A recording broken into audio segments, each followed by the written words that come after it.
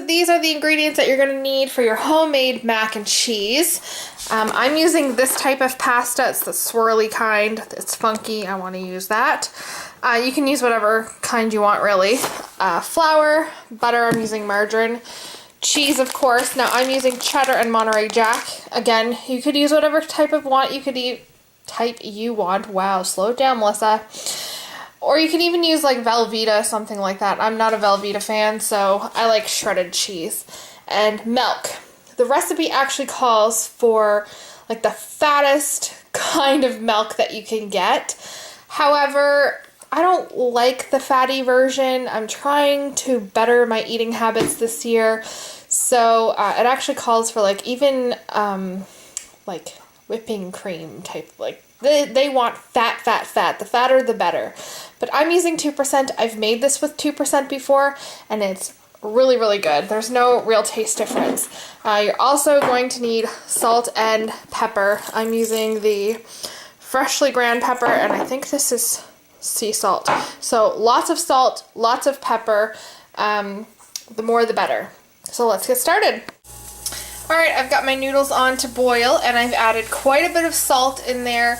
It's really good for flavor, and it helps prevent your noodles from sticking together. So if this is where you need to shred your cheese, do so now, because if you're using this type of pasta, it doesn't take very long to cook. And depending if you're doing the full recipe, if you're doing the full recipe, I highly suggest using pre-shredded cheese. We use the non-shredded cheese. We had to shred it ourselves over Christmas, and it was a lot of work. You need 6 cups if you're doing the whole recipe. I think I'm going to do about 3 or 4 cups of cheese today, just depending on how much cheese I have left in the bag, I guess. Alright, my noodles are pretty much done. They're pretty soft right now. So what I've done is started on my cheese sauce, which is a half a cup of butter and half a cup of flour for the base. You need to melt your butter and then add in your half a cup of flour and whisk that really, really well. Then you're going to add 4 cups of milk and gradually add your cheese. So I'll come back when I've combined everything and getting ready to add the cheese.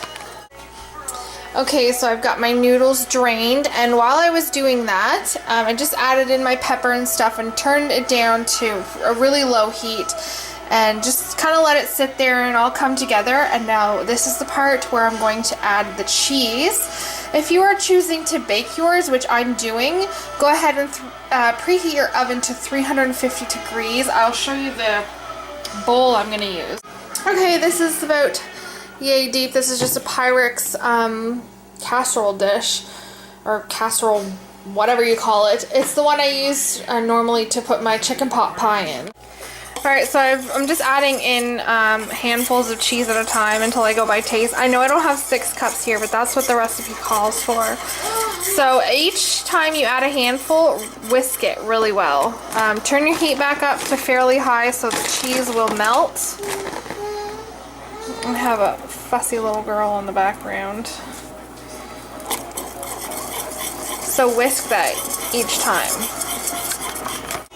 Okay, I've added 4 handfuls of cheese. I have no idea what that measurement would be, but it's 4 handfuls of cheese. I added lots and lots of pepper. We are pepper lovers, so to me, the more the better. I've added more than a little bit of average for my salt. I think this recipe requires a fair amount of salt. Just go by taste, because you don't want to add too much. So go with what you're comfortable with, but I suggest adding like a crap load of pepper. It doesn't really make it too spicy, it just makes it so flavorful. So I will show you what you do when you come to the next part. Alright, so I've dumped my cheese sauce in the bowl with my noodles, and now I'm going to transfer the noodles into the casserole dish. Okay, so I've put my pasta, I've put my mac and cheese in the casserole dish, and now I'm going to put it in the oven for 20 minutes. I would suggest putting some sort of pan underneath your casserole dish, because it will bubble over. I had that happen to me on Christmas.